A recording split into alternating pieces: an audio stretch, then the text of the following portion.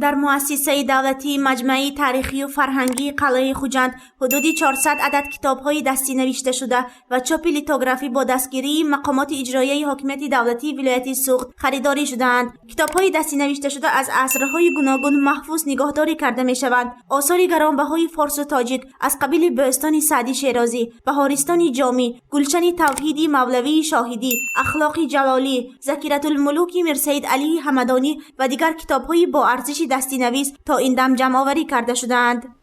البته ارزشمندی این کتاب‌های در اینجا خریداری شده یکی از جهت کهن بودنی تاریخشان که خیلی که گفتیم ذخیرة الملوک میرسید علی همدانی تاریخ 400 ساله دارد یا اینکه اسرار الفاتحه تاریخ 500 ساله دارد و جامع العلوم با صد و چند کتاب‌های دیگر هست که بسیار ارزشی غنی دارند، ارزشمند هستند یا اینکه بسیار با خط نسخ نوشته شده است. از وقتی که خط نسخ از نسخ پیشتر که بود گواهی از اون است که گواهی میدهد که وای خیلی تاریخ قدیمه دارد و زیاده از 500 سال شده است. در هر دور و زمان کتاب نویسانی بودند که با خطهای زیبای خود آثار شاعران و ادیبان زمان خود را کتابت می‌کردند. گرچند زمانی قدیم بود اما با عقل و ذکاوت خود سنه و سال را نیز می‌نوشتند.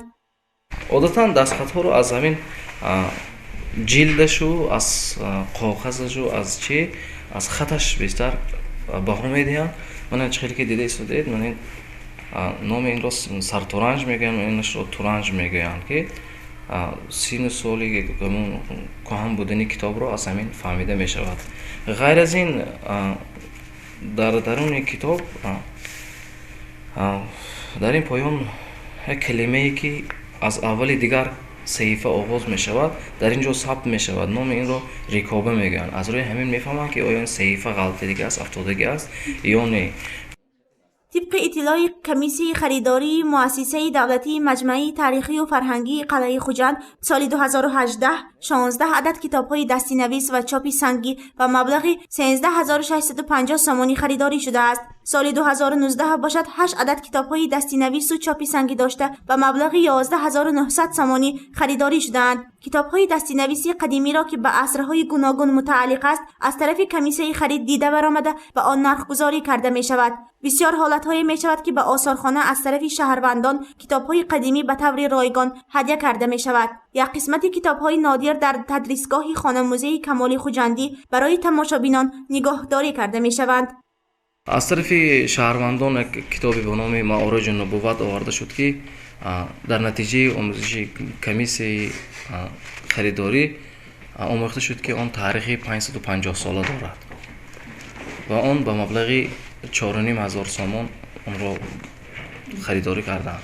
غیر از این کتابی که ترقیمه دارد در این آخرش ترقیمش همون سالی نوشته شدن کتاب کاتبی کتاب قید می‌گردد.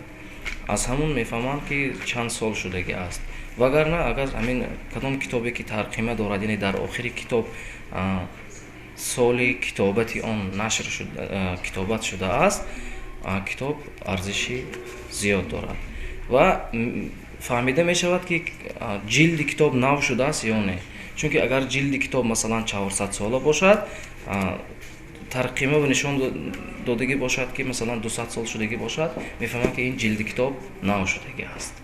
در آثارخانه همچنین کتاب‌های چاپی نیز هست. کتاب‌ها نوابسته از کدام دور و زمان بودند برای نسل‌های آینده در اینجا نگهداری کرده می‌شوند و خصوص بعد از پیام پرزیدنت کشور برای رشد علم‌های زمانوی و رای آوردن به کتاب در همه مؤسسه و کارخانه‌ها احیای کتاب‌ها به راه مانده شدند.